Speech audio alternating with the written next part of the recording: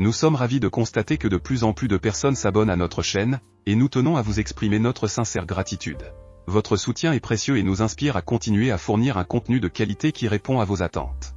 Votre engagement et votre fidélité sont les moteurs qui nous poussent à nous améliorer constamment. Merci à vous tous pour votre soutien continu, et nous sommes impatients de vous proposer encore plus de contenu passionnant à l'avenir.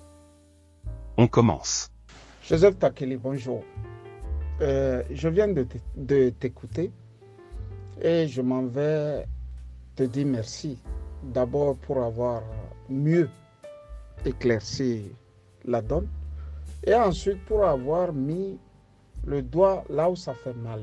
La France-Afrique d'abord et surtout le fait qu'on veut faire passer Monseigneur Kodjo pour un vieux manipulable, à la limite sénile. Moi, j'ai eu la chance de discuter avec Monseigneur Kodjo au moins 2, 3 fois, 4 fois, je ne sais plus. Joe, le vieux a tout en place. Non seulement il a tout en place, la nature lui a donné quelque chose que toi et moi peut-être, nous n'avons pas. La capacité à veiller. Il sait veiller. À n'importe quelle heure, là, tu peux parler à Kodjo. Et il ne te donne même pas l'impression qu'il est en train de somnoler. C'est ce que j'ai pu remarquer. Joe, je te fais une analyse. Elle peut être fausse, mais c'est moi mon analyse. Il y a 3 acteurs qui tirent les ficelles. Il y a l'Église catholique, il y a le pouvoir de Faure Gnassingbé et il y a la DMK. Je ne parlerai pas des Visigoths, des Tondus et des Pélés qui sortent raconter ce qu'ils veulent. Non, ce n'est pas eux qui m'intéressent. Je commence par le pouvoir de Faure Gnassingbé. Le fait qu'un vieux prélat est dehors, pour un gouvernement responsable, c'est quand même une honte. Aïdjo a connu ça avec l'archevêque Dombo. Il était au Canada. Il est revenu. Aïdjo a mis ses conditions. Mais le prélat ne voulait pas. Il est reparti. Paul Biya l'a amené. L'a ramené. Avec une autre condition. L'archevêque a dit non. Je te parle de l'archevêque camerounais Dombo. Ndomo plutôt. Il est reparti. Où il a mouru au Canada. C'est-à-dire qu'il y a des gens qui ont dans l'âme la dignité. Si c'est à cause de ça là, vous voulez me faire ramper, donc je préfère mourir. Donc quand je lis l'histoire de Monseigneur Ndomo, je la lis en même temps à celle de Monseigneur Kodjo. Joseph. Qu'est-ce qui se passe actuellement? Faure Gnassingbé et sa clique savent que l'errance, l'odyssée de Monseigneur Kodjo va les poursuivre à vie. Parce qu'un jour, les historiens vont s'en charger. C'est sous son règne qu'on a vu ça. Sous le règne même de son papa. Bien que l'Église catholique et Yadema des fois avaient des problèmes, il n'a pas daigné laisser un prêtre s'exiler. Donc c'est sous Faure Gnassingbé on a ce problème. Donc qu'est-ce qui se passe? Là où ils peuvent manipuler, ils essaient de manipuler. C'est pour ça que Gilbert Bawara est sorti dire que personne n'a chassé Monseigneur Kodjo, il peut rentrer. Sauf que le prélat n'est pas aussi enfant. S'il rentre, on lui met en résidence surveillée. Ce qui veut dire qu'il n'a même plus la liberté de parole. Les mêmes gens qui l'ont séquestré avec Agboyé Kodjo, dans la maison d'Agboyé Kodjo, c'est les mêmes gens qui se font passer pour des chats, quoi, qui ne savent même pas faire du mal. Mais le pauvre prélat a dit, tant que celui qui m'a séquestré, celui qui m'a volé ma victoire est au pouvoir. Moi, je reste chez moi. Je reste en exil. Et puis, c'est sa capacité de résilience qui est à suivre quoi? La capacité de résilience de mon Seigneur. Sa capacité de résilience et d'accepter son sort. Peu de personnes arrivent à le faire. Je dis peu de personnes arrivent à le faire. Maintenant, la DMK. Si tu regardes bien la structure là, tu vois des gens qui ont grandi, comme tu le dis, avec la France-Afrique. Je n'ai pas vu un seul qui m'ait convaincu par son discours dans la DMK. Je n'ai pas beaucoup discuté avec Kassé, mais le peu, non. Le discours que nous aurions voulu entendre, ils n'ont pas ce discours. C'est pour ça qu'ils vont vous donner l'impression qu'ils ont des relais à l'Élysée. Sauf que les relais à l'Élysée ne peuvent pas les accepter en tant que tels. D'autant plus que l'Élysée en question n'en a que des gens qui ne sont pas au pouvoir. C'est quand tu es au pouvoir que l'Élysée te respecte. Et si l'Élysée voulait qu'il soit au pouvoir, ça se serait su. Il suffit de lâcher leur machine de communication, RFI, TV5 Monde et comment dirais-je, France 24 et autres. On n'a pas vu ça. Donc, ils nous revenaient. Ou bien leur revenaient. Parce que la machine là, qui doit décider, est entre les patrons de la DMK. Au lieu de le faire ainsi, de se dire que non, ceux-là normalement qui devraient nous soutenir avec notre victoire, semblent avoir choisi le dictateur. Alors, à notre tour, il faut que nous changions aussi de stratégie. Ils sont restés, on a multiplié les choses, les erreurs, au point où on a même tiré encore sur la France. Et ça, Joseph, pour être franc, j'ai posé la question au plus grand de la DMK, si c'est normal. Et que si c'était une stratégie politique. Donc à la fin, ça a été du bazar. Mais leur capacité de résilience aussi se fait voir. La preuve est que au même moment où le prélat dit, écoutez, je suis dans le froid. Je n'ai rien à perdre. Fonia Singbe a la montre, moi j'ai le temps. Je suis là le temps que il faudra pour en découdre. Mais à la DMK, tu vas remarquer que les gens sont fatigués. Les gens veulent rentrer, ils vont aller se reposer. C'est ça, la capacité de résilience là qu'on n'a pas. Bagbo a fait 10 ans à La Haye. Avant de faire 10 ans à La Haye, il a d'abord fait 2-3 ans et demi au nord de la Côte d'Ivoire. Mais il vit encore. Il vit, Joseph. Tous les officiers qui l'ont trahi, les Kassaraités et les autres, ils sont dans 4 planches. Ils sont tous morts. C'est pour ça que j'ai toujours dit, ce n'est pas parce que on se regarde dans la classe et on dit non, ma dignité d'abord, qu'on meurt le tout premier. Non. Tous les généraux qui ont trahi Gbagbo sont déjà décédés. Ils sont morts. Le seul qui reste, c'est Mangou.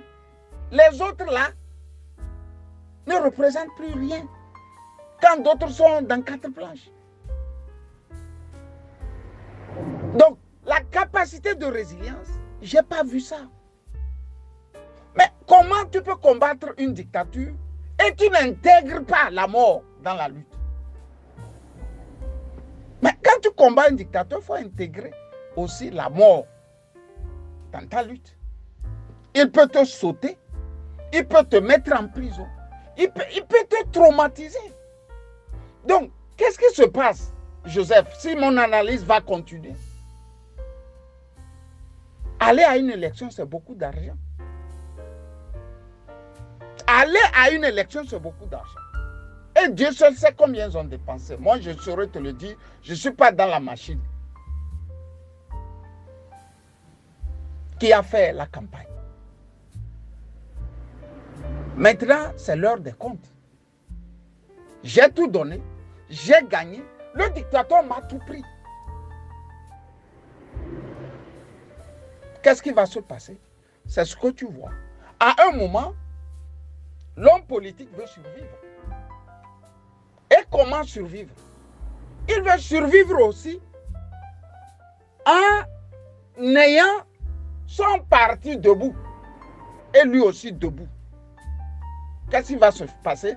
Ils vont se mettre à sacrifier certains. Soit du temps en passant, tu vois, si tu ne nous avais pas trahis, on aurait pris la victoire. C'est-à-dire qu'ils se donnent l'impression que, bon, en sacrifiant les uns et les autres, bon, le peuple va dire que non, c'est à cause de celui-là ou de celle-là qui ne sont pas parvenus au pouvoir d'État. Ils vont chercher parmi eux les traîtres, les espions. Ils vont se créer un monde imaginaire. Et ils croient à ça fermement. La campagne peut commencer. Nous avions été victimes de ça. Nous avions été victimes de ça. Sauf que ceux qui n'ont pas compris, nous ne regardons pas les hommes politiques qui sont. Nous regardons le peuple. Sachant bien que quand eux seront au pouvoir là, ceux qui vont mettre les premiers dehors, c'est nous. Parce que tel on n'a pas pu se taire. Quand il faut voler leur victoire, c'est comme ça qu'on ne pourra pas se taire quand ils seront au pouvoir et ils vont malmener les autres. Quand on le faisait, on savait que nous serons les premiers à être pourchassés. Une amie me disait hier, et Joseph, que mais Camille, tu es terrible. Tu m'as dit que le jour où les gens là prennent le pouvoir, tu ne vas plus au Togo. J'ai dit oui. Parce que c'est ceux-là, ils connaissent là, qu'ils vont mater. Tous ces gens qui est, c'est pas premier ministre, qui est ministre, qui est ambassadeur, ils ne seront pas là au gouvernement. Moi, j'ai vu Alpha Condé faire. Ah là là là là là. L'homme politique africain. Non! Joseph, je te le dis pour que nos petits frères ne fassent pas un jour cette erreur. De penser que quand on est derrière l'homme politique, on peut avoir des avantages. Non. Quand tu es bien proche de lui, quand il y a un sacrifice, te sacrifier continue. L'homme politique en Afrique pleure seulement quand sa femme et son enfant sont touchés. Mais c'est quand dans le peuple quelqu'un est touché, c'est pas trop ça. Parce qu'on n'a pas cette culture. On n'a pas cette culture. C'est pour ça 11 Togolais peuvent mourir dans le septentrion. Faure Gnassingbé ne va pas les enterrer. Il ne va pas là-bas. Mais un seul, le sergent Blasco tombe, Macron se retrouve avec tout le staff aux Invalides. Vous voyez? Donc on n'a pas cette culture. Joe, en résumé, je vais te dire que ceux-là qui incarnaient la DEMCA n'ont pas une capacité de résilience qui permette à un Togolais réfléchi d'aller au bout de ce combat. Parce qu'ils sont déjà essoufflés. Très essoufflés, Joseph. Très essoufflés. Qu'est-ce qui va se passer? Leur prière est que Kodjuro rentre aussi au pays. Il faut que Kodjuro parte. Si Kodjuro est au pays, il peut même surfer sur le fait que Kodjuro vive au pays pour dire que nous aussi, nous devrons rentrer. C'est pour ça qu'ils ont lâché des gens. Et tout le monde parle d'amener Kodjuro dans un hospice où Marc Mondji est en train de le manipuler. Lequel Marc Mondji aussi, moi aussi, je ne connais pas. C'est comme tu me dirais qu'on est en train de manipuler Henry Kissinger. Là où les grands pays tiennent les gens pour qu'ils ne meurent pas, chez nous, nos grands hommes là, on les ramène au stade. Et ce n'est pas des personnes normales. Kodjuro, c'est un monument, que tu l'aimes ou pas, qu'on l'aime ou pas. Maintenant, l'Église catholique. L'Église catholique, le rêve pour l'Église catholique, c'est de l'amener au pays. Parce que leur image aussi est ternie. Ils n'ont pas assez fait que ça. Et Kodjuro a été clair quand moi j'ai discuté avec lui. Il m'a dit, mon fils, ces gens, je leur avais dit, quand vous allez vers Fort Gnassingbé, il va vous corrompre. Il va vous corrompre. Joseph, ils se sont réunis, ils ont pris la route, ils sont allés sur Fort Gnassingbé. Ce dernier a fait gicler ses millions. Mon Seigneur a su. Et il le dit. Et là où tu pourras convenir avec moi est que au Togo, chaque journaliste a son parrain. Chaque homme politique a son prélat, son pasteur, son imam. Et chaque homme d'affaires a son général.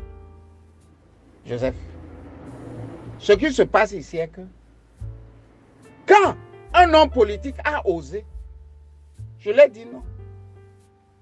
Kodjuro n'est plus accepté par l'Église catholique parce qu'il les connaît. Il m'a dit, moi, il les avait interdits d'aller vers Fort. Ils sont allés, ils ont pris de l'argent. Tu sais ce que l'homme politique l'a fait? Il m'a envoyé un élément vidéo de Roger. Je ne sais pas comment vous l'appelez. C'est Roger Diagba ou comment dirais-je. Soit dit en passant ce que Roger est en train de raconter. C'est ça qui est vrai.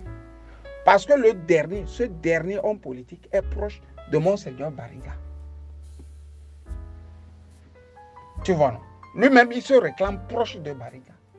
Il est fier même de dire qu'il est proche de Bariga. Donc, comme la corruption la touche aussi son ami, il n'y a plus à discuter avec moi. Il disparaît. Nous sommes... C'est-à-dire, il faut dénoncer ces gens, Joe. C'est ce que tu as essayé de faire à ta manière. C'est ce que moi je fais toujours et je vais continuer par le faire. On ne le fait pas pour un parti politique. Moins encore pour des gens. Mais on le fait pour que ce que nous avions vu là, nos petits frères ne le vivent plus. Que le peuple togolais ne le vive plus. Joseph, merci beaucoup. Bon week-end. Bonne journée de Juma à toi. Bye bye. Si vous êtes nouveau sur la chaîne, n'hésitez pas à partager cette vidéo avec vos amis, et à vous abonner avec les notifications activées pour être informé de nos nouvelles publications. Pensez également à liker et pourquoi ne pas laisser un commentaire, partager pour nous aider à rester motivés pour vous apporter plus de contenu fantastique comme celui-ci.